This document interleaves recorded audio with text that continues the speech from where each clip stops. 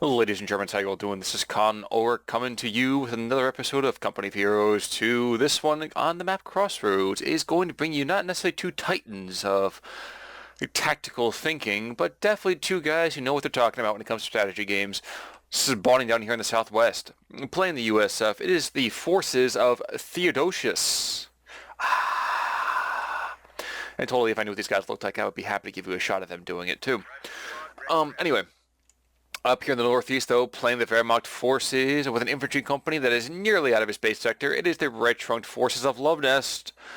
And Luvnest is starting himself off with this early sniper play, rushing that sniper, and definitely looking to bleed the Americans like crazy. For his own part, Theodosios is preferring to kind of go for a double of rifleman opening, not a whole lot of choices necessarily, but you know what? Nevertheless, he does have opportunities whenever he really wants to go for it.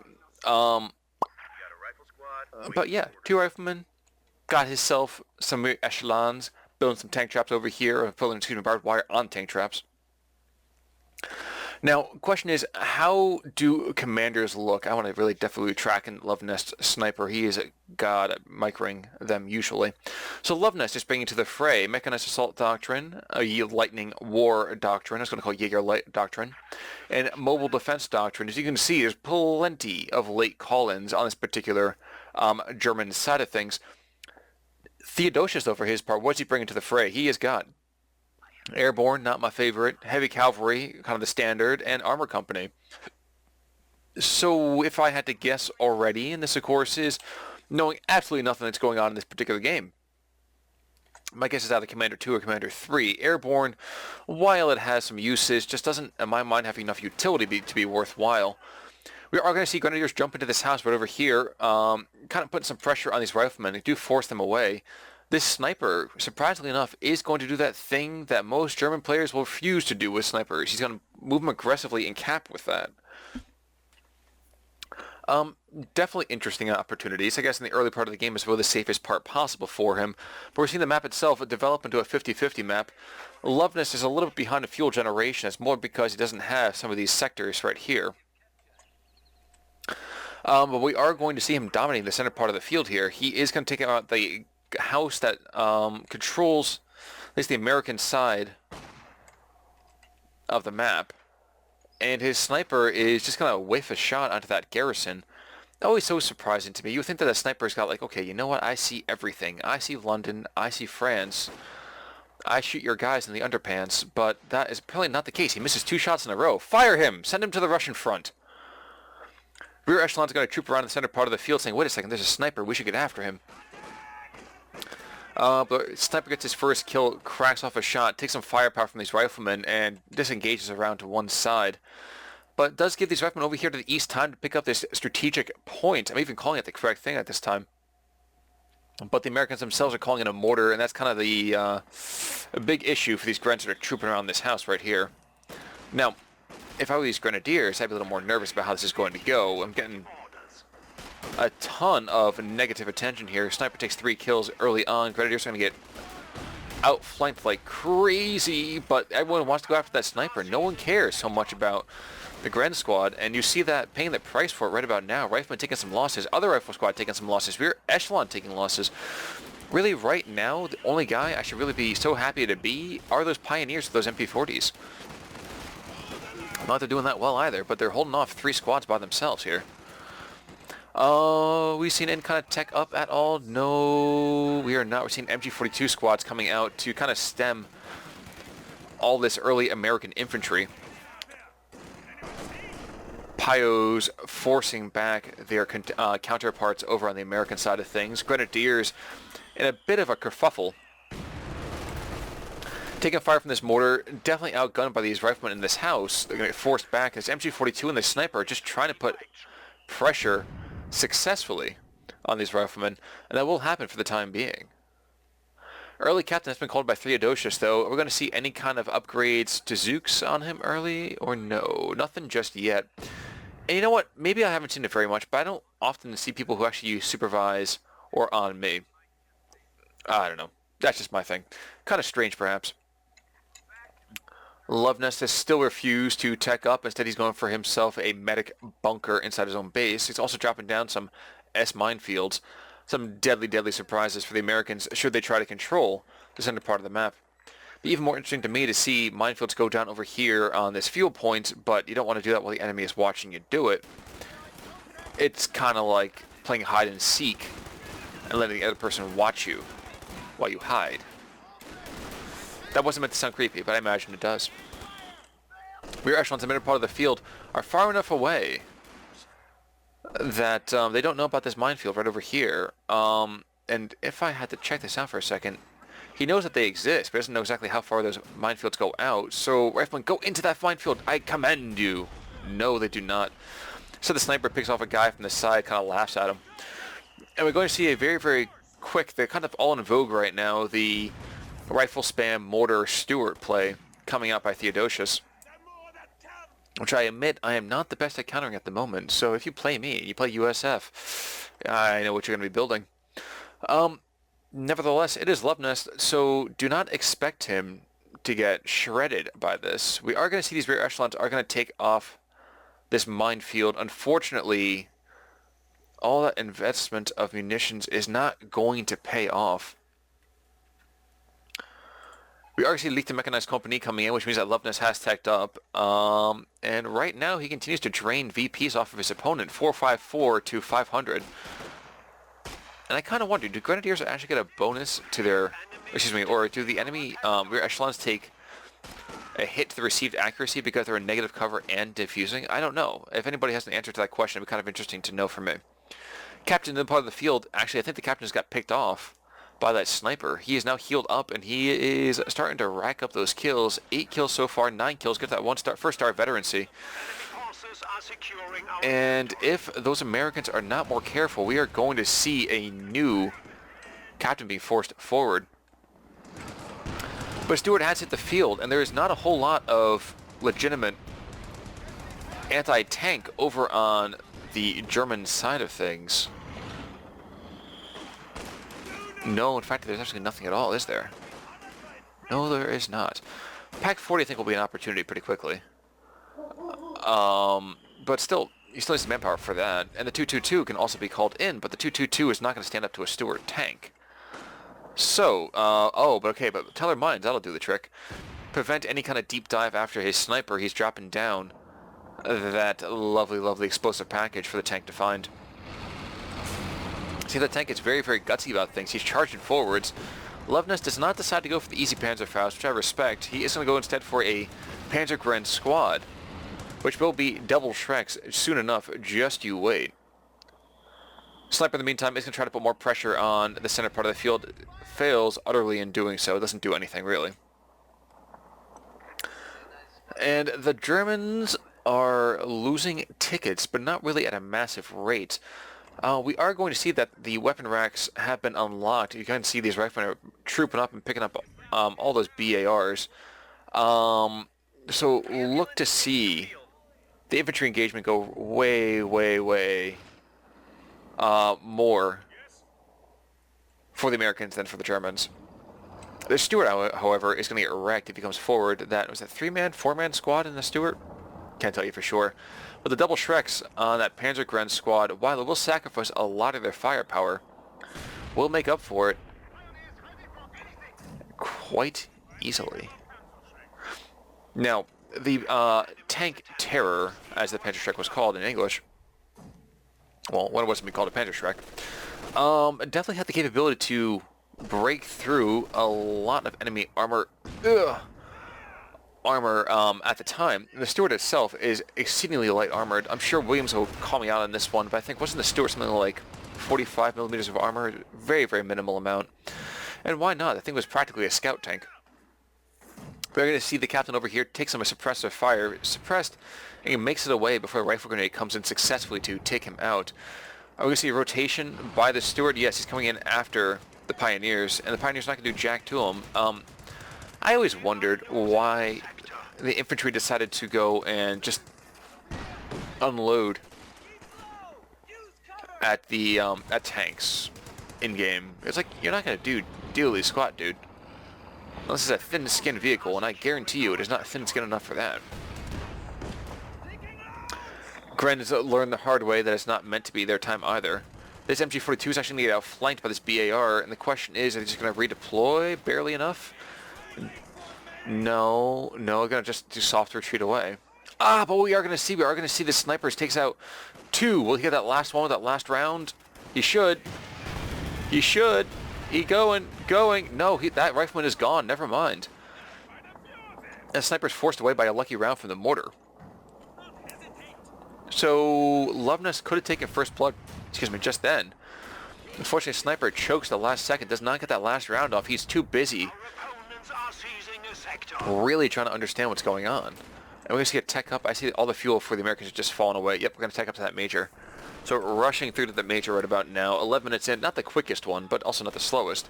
And Luvnest is disregarding any teching up for himself. He is instead going for a second sniper, which will really put a lot of hurting on the Americans. A bundle grenade comes in, takes out one guy in that mortar squad, probably the assistant loader. But these panzer grenades might pay for it. They are taking a ton of fire from these riflemen now too. Do they have grenades just yet? No grenades? Maybe grenades? No, they don't have grenades, so no opportunity there. They do have the anti-tank grenades, but not quite the same thing. But we still will see the P guns forced away.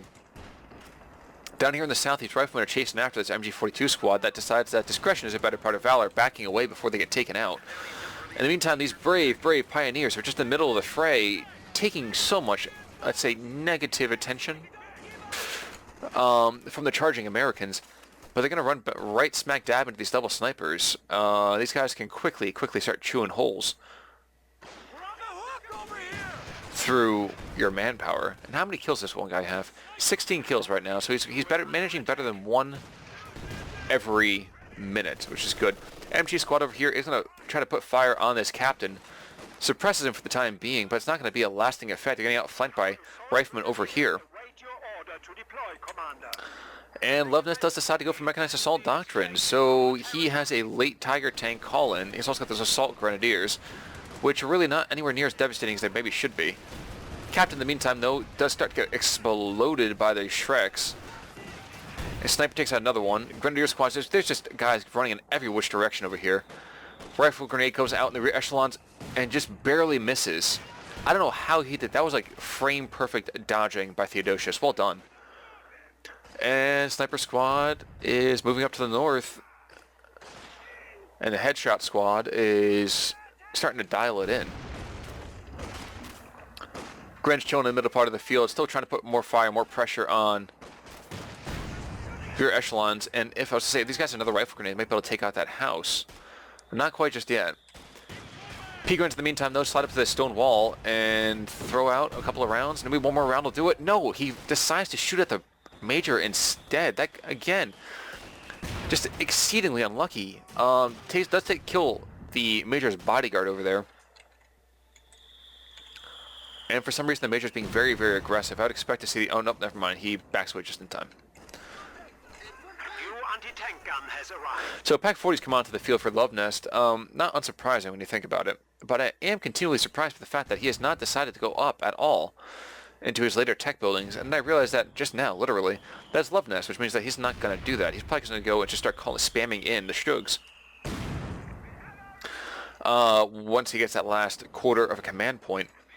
Roving Death Squad of snipers is trooping over here. 19 kills on one, 4 on the other one. So his secondary personnel doing pretty well. Machine gun apparently got put into that guy's pocket over there. It's like, oop, let me pull this one out. Captain is going to get pinned out in the open. Yep, there he goes. That Stewart moves over to try to support the captain, but it's not going to go too well. Oh no, but just instead he makes it out just in time. And now a Sherman's going to get called in for Theodosios. But you see the map itself has gone rather blue. 450 to 423. MG is going to suppress these riflemen yet again, and where this roving death squad is still out and about. And the first Stug has been called in as well, so let's keep an eye on that one. Oh, good heavens. Oh, it's an artillery strike. How often do you see that? You never see that bad boy. Yeah, you like never see that thing. Huh. It's nice to see the Major being used a little more aggressively. It's so rare to see that these days, unfortunately. Shug notices that his first playmate is around to the south, but doesn't get a shot on him, instead missing just barely. And I'm kind of concerned for Luvnest at the moment. He is losing out on the firepower. Troops are desperately outnumbered and not out-qualitied, but the composition for Theodosios is a lot more vibrant.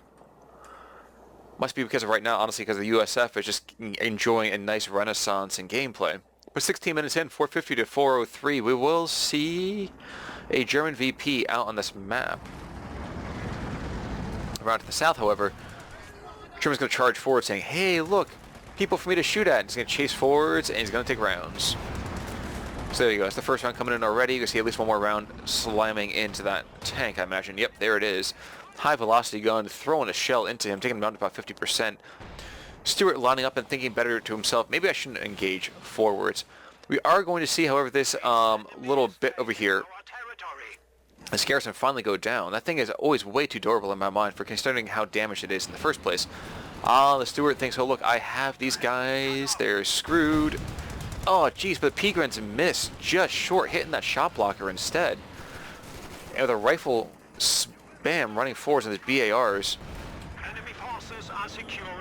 Luvnest is finding himself choked just a little bit. Taking some very, very harsh reality checks right about now. Yowza. And shockingly enough, is that an artillery carriage being called in by Theodosios? That is. I thought that the priest, but I'm pretty sure it is. It's the American version of the priest. Again, Williams, then tapping you in, big guy. What vehicle am I thinking of right about now? Snipers in the meantime. Oh my gosh, more artillery fire is going to come down on top of this machine gun, and this guy's not going to make it out in time, I don't think. Just barely. He does. I'm really surprised to see the Major being used this actively on the map. Not a common thing these days. Do you want to check to see how expensive that artillery barrage is, though? 60. Okay. So, not the cheapest of things, but at the same time, not the most expensive either. We're just looking at ourselves basically a Ziskon's worth of barrage and a much quicker deployment of rounds at that. We are losing a sector. Now we are going to see these Panzergrenadiers kind of just snooping around. Are we going to see the Sherman? Are we going to see the Sherman? Are we going to see the Sherman? Not happening just yet. Instead, we are going to see the captain running afoul of these double snipers and his LMG squad. Will they go down? No, they don't just yet. And now the Shrek squad is throwing rounds into this Sherman. And good gosh, it loses a model, but does very, very definitively back away his opponent. Now, I am a little concerned right here because these Pegrins are a little bit outgunned. When I say a little bit, I mean like a whole buttload. And sniper check. Oh no, another howitzer carriage being called by Theodosios. So he's going full indirect fire on this map. Sniper check 27 and 11. So we could definitely see that whole like double shot from both sides. From both snipers, that is, and really see a squad plummet. But that is not going to happen just yet. I am really shocked to see that dual sniper bit. Recon's being called through, I think again by the Major. Yep. But we are not going to see oh my gosh, the Stewart's diving in. He's damaging the vision block on the Stug. And that Stug is now taking fire from every angle. Good gosh, that poor guy is just taking so much negative attention here. Pack's gonna get picked up by these riflemen. Bum rush like crazy. And there goes one of them right there. Sherman is slide forwards though, and he takes out the Stug. And bazookas all over the place. Indirect fire. Luvnest is just taking barrage after barrage. His other pack gun's gonna get picked up. Just mark my words. Yes, there it goes. It gets shredded. The peg gun. The enemy has broken our supply lines. Unholy amounts of fire coming out here. Bazookas going off. AP rounds going off. Like, it is hell down here. One gun carriage does go down at the cost of those P-Grens. And surprisingly enough, both snipers are still alive, and I believe the steward has bought it as well. Yes, he has. I think it's because of that AP incendiary ammo. And somehow at the end of that, Luvnest, I think, actually comes out ahead, ever so slightly. Yes, he has lost his anti-tank squads for the moment. All he's got to do, though, is leap on top of those bad boys, and they are recrewed. There goes one, and they go the Pyos back to base. Oh my gosh, here's the Major. And here comes a incendiary round. No, the Major gets himself away. But with the death of so many armored vehicles, what is the only thing that's left? Yeah, all we have left is the Sherman. The gun carriages have gone down. The steward has gone down. That is just massive, massive losses for Theodosios. Definitely speaks to the quality of defense on that particular case. Do you have a 3-star sniper? The other one is still 1-star right about now. But the Sherman himself has announced his presence back in the middle part of the field with his HE ammo. Really, really hammering those Grenadier squads in retreat. But things are not hunky-dory necessarily for the Americans either. The rear echelon's getting cut up by very, very effective fire. And the packs are sliding up as well, trying to cover up for this MG42, and will successfully do so. Maybe even sliding onto this archway. And the land of the dead will definitely become even more so. Oh my gosh, this is such a weird setup right about now. Captain has managed to get himself out of that field of fire for like half a second. MG42 though is just going to reset himself, and once he does so, it is going to be hard to get away from that. Pack 40 in the meantime, both of them get slamming rounds into that Sherman. Are they going to get another round off? One more round! They do, and the Sherman explodes and brews up like crazy. Very little to be done there, but it is a little bit concerning that this Tiger is going to be called on in about 45 seconds.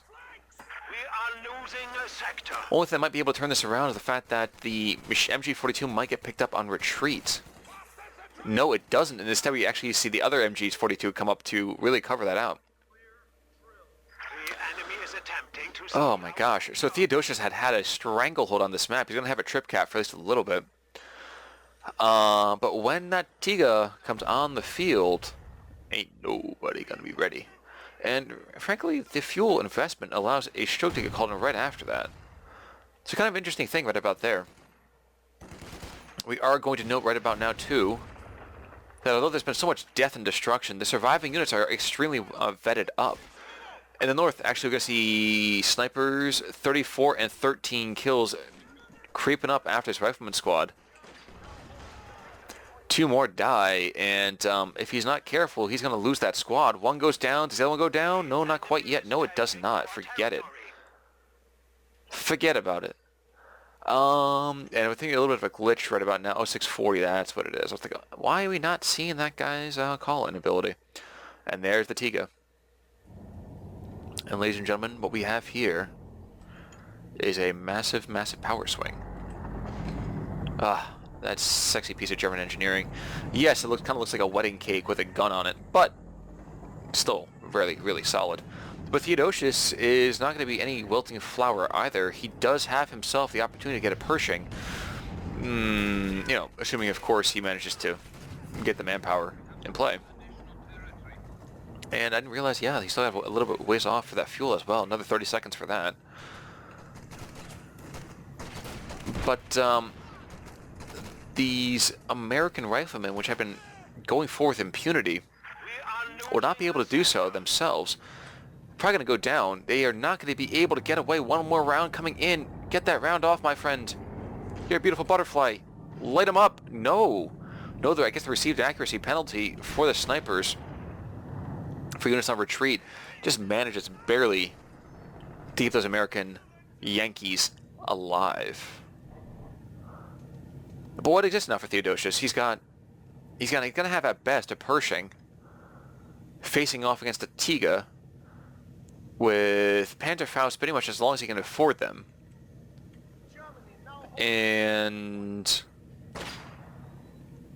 2 packs. Yeah, kind of an uphill battle now suddenly for Theodosios. That's always somewhat shocking when that kind of happens. Sniper in the meantime is going to slide over here. His buddies are right behind him. He's got almost 40 kills by himself. And although these riflemen are just managed to kind of slip out right before there's any kind of more deadly fire coming at them, the Tiger tank is just kind of like, okay, bro, that's cute. Like, you really want to tangle with me right now like this? And the answer to that question is no. No, you do not. But there is that Pershing. The Pershing's been called out to the map, so the question really is, where are those pack guns, and how soon is it going to be before that Pershing runs afoul of them? I will be surprised to note that this mortar, although it got picked off before, is still, surprisingly enough, not gotten any veterancy. No kills, no veterancy, no ifs, no buts. Coconuts are definitely off the table.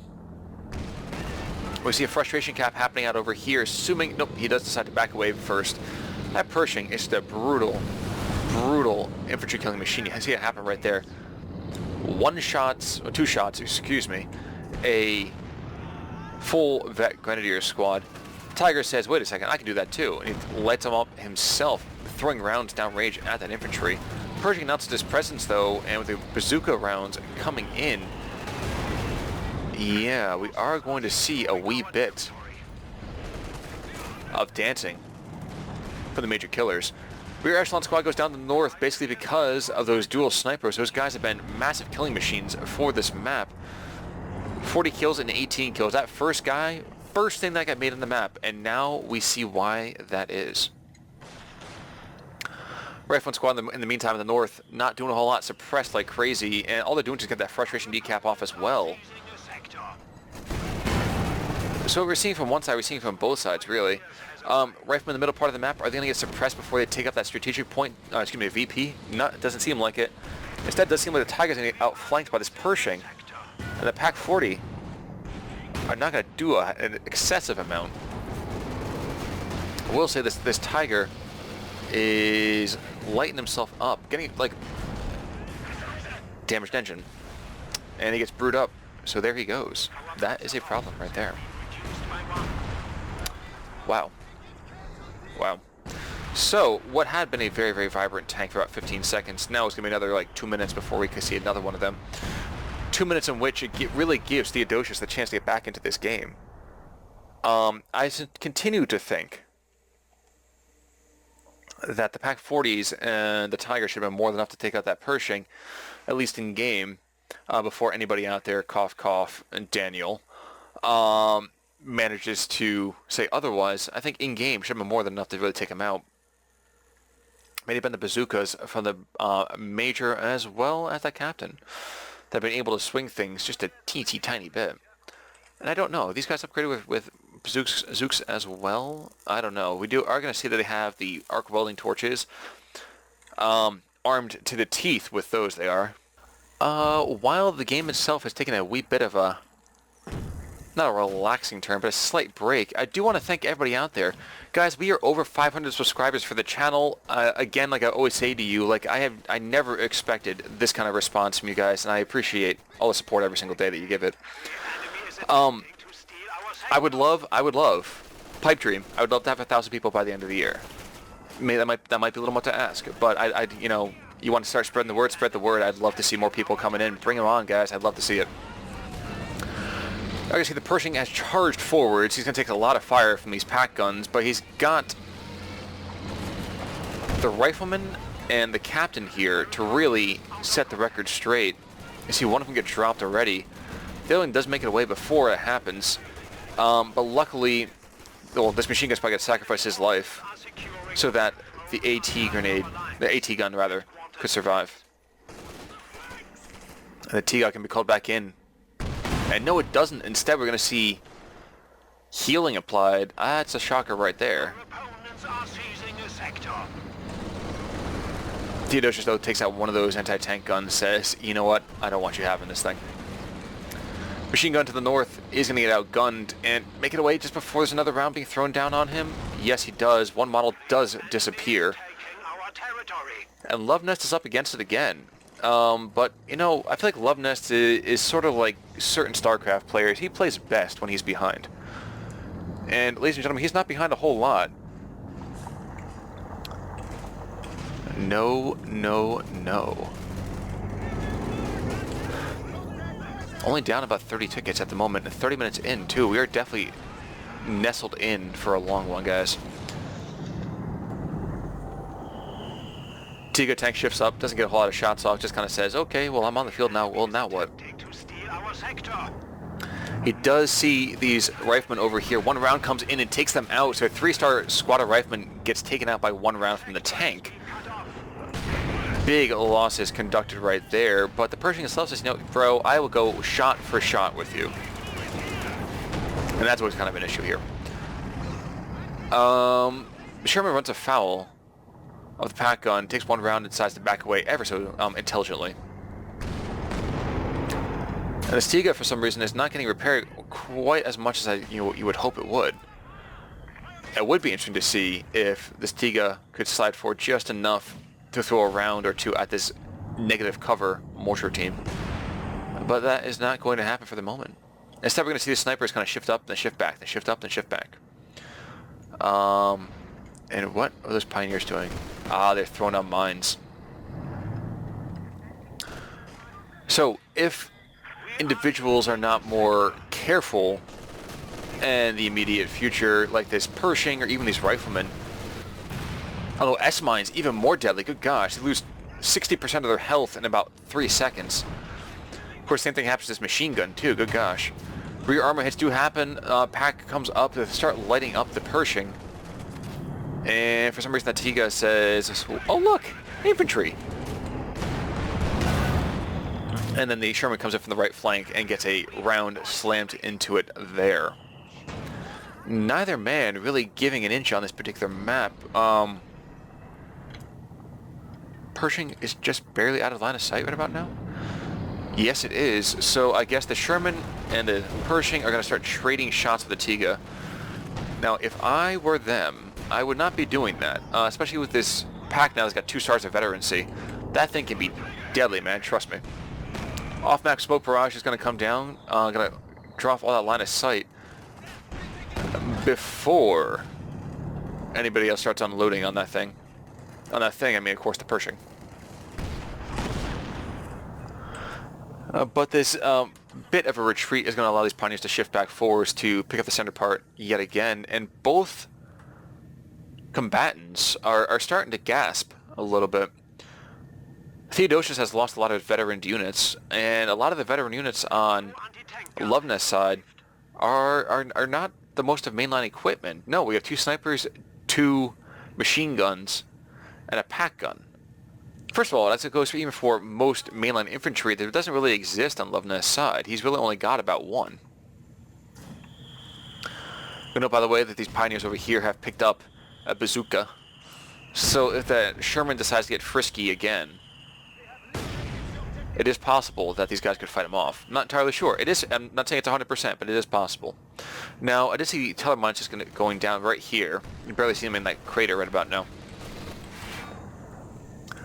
But either way, we are going to see Theodosios going for another armored vehicle, and Luvnest has called in the second pack, or a third pack if you prefer, and has his engineering desperately trying to get this Tiga back to working order. Seeing all the lens flares going on right about now. How many kills does that guy have? Only 5. Any vehicles? No, he just has that building, and that's about it. Captain comes forward, start sniping really at the Tiga. Pershing hustles forward as well. It's only by blind luck he did not take more damage on that one. Packs, they have him in the rear. A stun grenade comes out over here to the eastern side, so this machine gun backs away just in time, and I didn't even check. This Teller mine still continues to exist, which is kind of funny. Which means that Sherman has not dove after his opponent's snipers at all. Probably a good thing right there. No base rush. But in the center part of the field, these rear echelons continue to do capping duty like crazy. Pack 40 is slinging their own rounds at the Pershing. Not a whole lot happening there, but this second Pershing being called onto the map, this could be what turns the fray. Not saying for sure, but it could do it. Yikes. Yikes. So one pack turns in time, another one does not. The less veteran one survives. His compatriot does not, however. And again, we're just seeing round after round being slammed in. And although the Pershing does not have its main gun anymore, oh, jeez, but the Tiger slams around into its own building. All it takes is one round, and there goes the Pershing, ladies and gentlemen. We see another shift happening on this field. And the smoke barrage comes out just a second too late.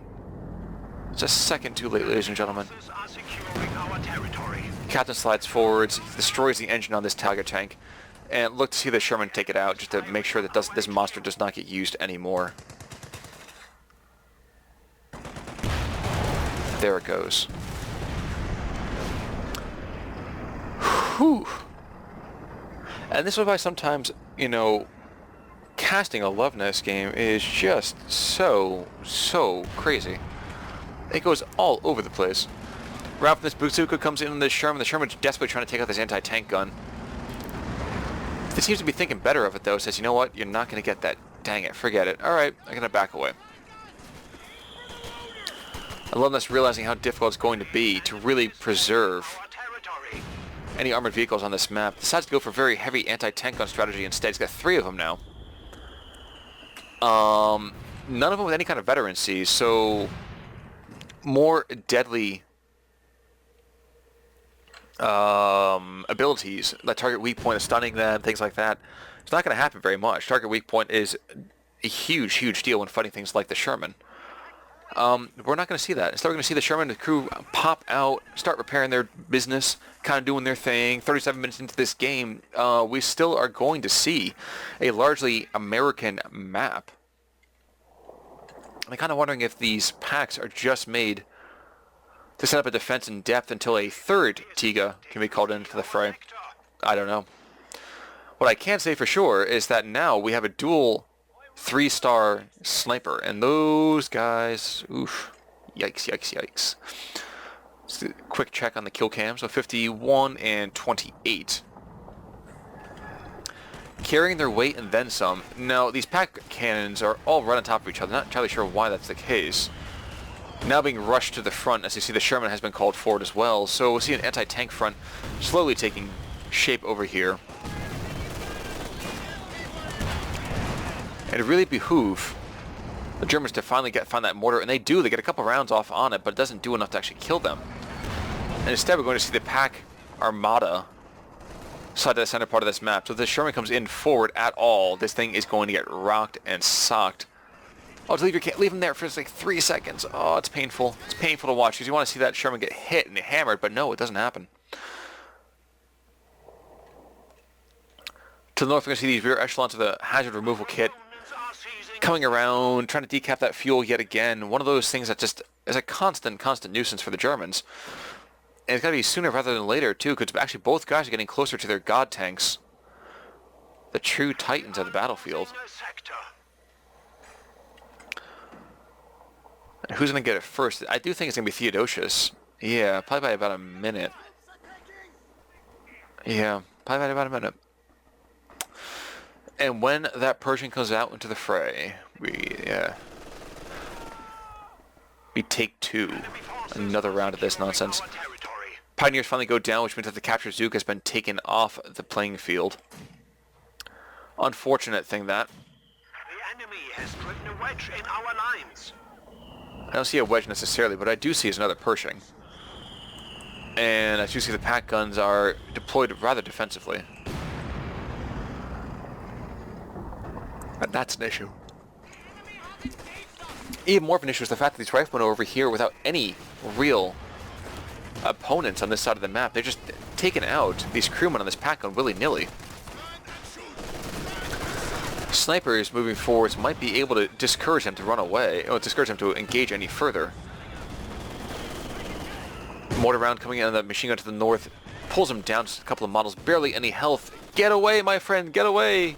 Preserve the veterancy! And he does. And he does. Grenadiers in the meantime, they have seized back that middle VP, but they are going to get shelled into oblivion. And see, about 30 seconds, we're going to see the Pershing finally meet its match with the 3rd Tiga. It kind of shocked me a little bit recently to see how cavalierly Our opponents are seizing a sector. armored vehicles have been used in recent games that I've cast. We see the Sherman is trying very, very hard to catch something in the flank over here. This is a unique idea right there. Sherman is using his smoke projectors to toss smoke rounds right in front of where it thinks those anti-tank guns to be. Shockingly enough, he's not anywhere far off the truth on that one, but still, brutal idea. But the Tiga benefits from it more as the Sherman doesn't take a whole lot of fire. And as the smoke screen does die away, those pack guns really are starting to unload on anything that comes into their range. Where are those Grenadiers? The Grenadiers are back in base, I think? Yes, they are. It's a big heap of German material kind of hanging out, and ooh, stuff like that BAR could be killer for the Germans. Picking that up could be a massive coup. But no one can pick it up. We have like the Pioneer Squad, and that's about it. 318 to 238, 41 minutes into the game. Theodosios is up a significant amount with a 2-0 cap. Tiger itself is kind of prowling around the center part of the map. And it is a little bit unfortunate right now that this guy has not been a little bit more aggressive. He could have picked up this mortar and no more artillery cover. And I don't like having these packs on top of each other. Yes, as soon as a tank comes in, you're like, yay, I have everything. If you guess right, you have just a weight of fire that cannot be equaled. What you do not have, however, is you don't have flexibility. And if a mortar round comes in, yeah. Imagine that happening for the anti-tank gun, where you lose like 60% health on every single one of your anti-tank guns, and maybe even see a couple of them decrewed. Not the kind of thing you want to see. Those bazookas start to get thrown at the Tiger tank, but he just kind of laughs and takes the rounds a little bit cavalierly. Captain forced away, only about 2 models left to his name. Pershing is also discouraging mightily. These Grenadiers in the middle part of the map, and the pack guns are finally setting up for it. Send in the Pershing! Send in the Pershing! Okay, so now, guys, you see him. You see him. He's right there. Even with that grenade, I'm surprised. Ah, that's why, because the Sherman was coming around. I didn't even notice that little beastie. Our base is under attack. Okay. So the snipers do both make it out. Shockingly. Indeed, even there's just, oh my, there's tank rounds going in every direction. It's kind of so difficult to figure out who's firing at who at this point. Crisscrossing gun trails. Anti-tank gun does go down, but you know, all it needs is a nice little swift recrew. Enemy forces are securing our territory. The Pershing is almost dead, but so is the Tiga. And machine gun finally goes down, and Luvnest, could this be the swan song for Luvnest? He had such a great opportunity in this for such a long time. Our lines of supply are disrupted. And even more shockingly, the Sherman does not fire at the Tiga tank, instead preferring to shoot at the anti-tank guns, which are right on top of the base sector. So it doesn't matter how good those guys might have been, they're not going to get in after that anti-tank gun. Yikes. And what there is not any way for this Tiger to be repaired. So with that, Luvnest is limping, to say the least. He's not in a great position at this point. He's got that dual sniper, which is awesome. These guys just had so many kills. Exterminators galore. 63, 58. Like, they are rivaling some of the all-time greats of history, of actual history. Regardless, we are going to note that this rifle squad is shifting forward, but may not survive. No, I'm wrong on that one. We do see them again. Sniper's taking a fair amount of firepower. The super sniper, 64 kills. He's down to about 20% health. Gotta be a little more cautious about using him right now. The enemy is taking our territory. What we're seeing here, basically, is you're seeing Theodosios just out repairing the German war machine. And that mortar early on, good gosh. The squad of pioneers has arrived. With his 3 squads of rear echelons. Oh my gosh, never mind. Could I be wrong with this? The Pershing has just rushed in and taken like 60% of his hits. Smoke rounds are going to come in to really try to preserve the Pershing. Going to be able to do so. But the guy is down to like, what, 15, 20% health in about 10 seconds. Unfortunately for the Germans, even though that might be the case, even if this Pershing goes down, there's practically another one already there and ready to be called back right back in. Brilliant game being played by both players. Unfortunately, we are going to see basically that it seems Luvnest is being consigned to a slow bleed out. The Tiga tank is almost repaired. His snipers are back to full strength, but what he still does not have, he doesn't have enough infantry to really either recrew or seize all the awesome stuff that kind of hangs out in the map. And I don't know where that BIR went. Maybe it went back to the Americans. I don't know. We are losing a sector. But with all of those munitions coming in, it's like wherever they go, all the Americans have to do is they just throw out that super cheap smoke grenade, Are securing our territory. and it won't matter really what the Germans do.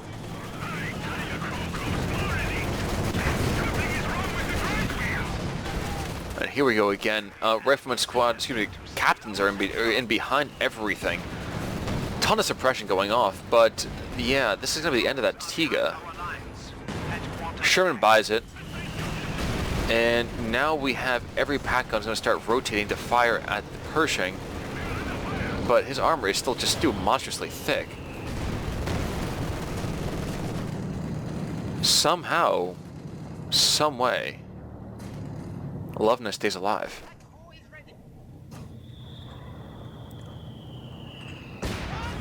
Pioneer squads kind of start rushing in. I wonder if it would not be a good idea to have these snipers kind of rush and go on that very necessary roll right now, like a deep strike kind of assassination idea. Not going to be happening at the moment, though. Instead, we're going to see the Pershing and a new Sherman loafing about, kind of hanging in the middle of the map, just doing their thing. And how many kills these guys have? I want to see a 100 kill sniper. I've never seen a 100 kill sniper. Together they have 100 kills. You know, pretty much taking out an entire company of guys by themselves. Not even a company of heroes, just a single hero right now. Wow. And that 3-star Grenadier squad, which has been around for a very long time, gets hammered by 1 round. How many kills does this guy have too? 14 kills. I'm surprised he got as good as it has.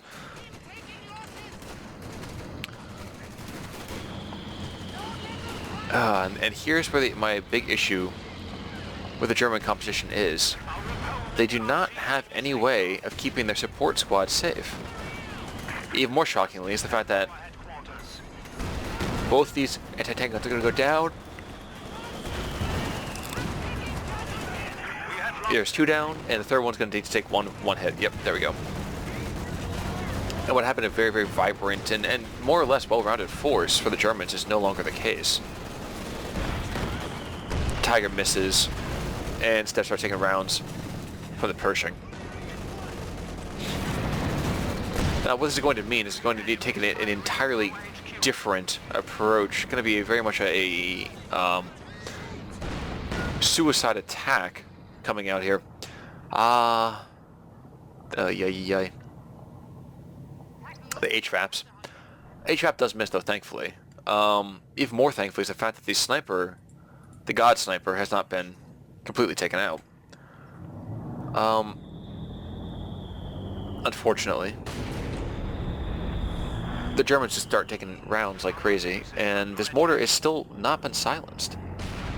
And the map that had been red for a very, very long time, Luvnest had taken a very strong start to this, is now very much slipped out of his grasp. But okay, 50 minutes in, 318 to 112, we are seeing a trip cap for the Americans. You see the Pioneer Repair Squad rushing forwards, but still not doing a whole lot necessarily. Gotta do that repair work right about now. And I am personally stunned to see that there's been as many heavy tanks in this map as there have been. Oh jeez, snipers out in the open. It would be kind of funny for them to be able to pick off enough vehicle crewmen to actually have the Sherman out in the field. 1, 2, stunned. 3, only one guy left in that squad. Almost had what I wanted out of that one. Well, those miniature FUs coming out from Luvnest's side of things. 318 to 86. He has decapped one side, he's capped up the other one. But things still look pretty dire over there, don't they? Now, if there's another stun happening... Oh no, but the captain gets into the tank before it happens. And Sherman itself is sliding in to really start abusing what remains of these anti-tank weapons.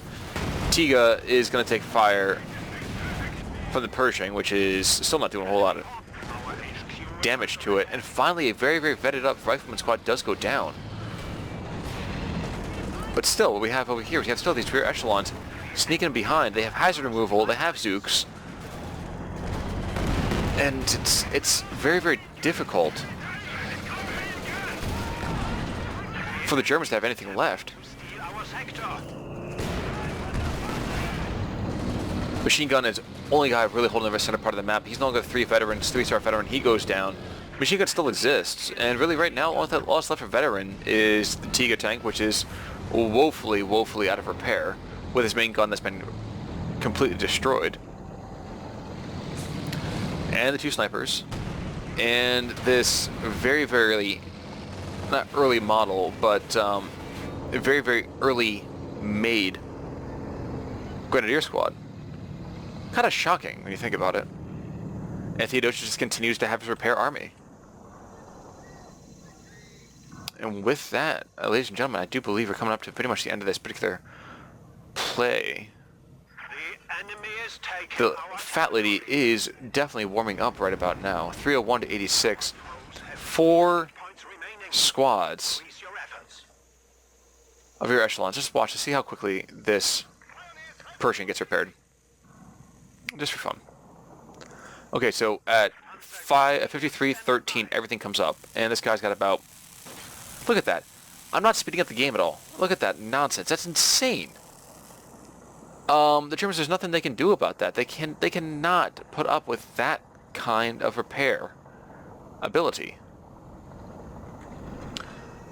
Now, please, whatever you do, don't take the life of the snipers. 70 and 50. Pack itself just starts putting rounds ineffectively into the Pershing. And the Shreks come in on this Panzer Grenadier squad, and it's not going to make it. He drops immediately. And with now 2 Shermans, the Pershing, and still a couple squads of vetted up riflemen, it's over. Don't throw away your snipers. Let them go home to their families, my friends. Let them go home to their families. The Tiger goes out for one final dance with death. Takes rounds from the Pershing. Is that the H-Trap? They said, no, he's not even firing that off. I kind of want to see one of these bad boys. Rear armor hits coming out, though. Bazookas in every direction. The Sherman in another direction. This poor, brave, brave tank crew. Ah, this thing. And yes, ladies and gentlemen, here comes the end of the Tiga tank. And Luvnest surrenders, allowing these god snipers to go home to their families. 53 kills on one, 72 on another one. and a very, very, I don't even know the right term for it, definitive victory out of Theodosios, stamping paid on every single one of those bills, and that just kind of says it right there, doesn't it? The German chances exploded when the first Tiger went down. That was my view anyway. Any case, guys, thank you so much for tuning in to this epic, epic game. I appreciate all the support you throw towards my channel. I appreciate all the support you throw towards me. It gives me a lot of energy to cut up and make more of these videos for you guys all the time. If you have a game you want me to check out, please email me at conulrichgaming@gmail.com, and I will do my best to cast it for you. Meantime, if you haven't yet, check out some of the other playlists on my on my channel, Total War Warhammer, XCOM, whatever the case may be. But for now, in this particular video, this is Con Ulrich signing off. Take it easy, everybody.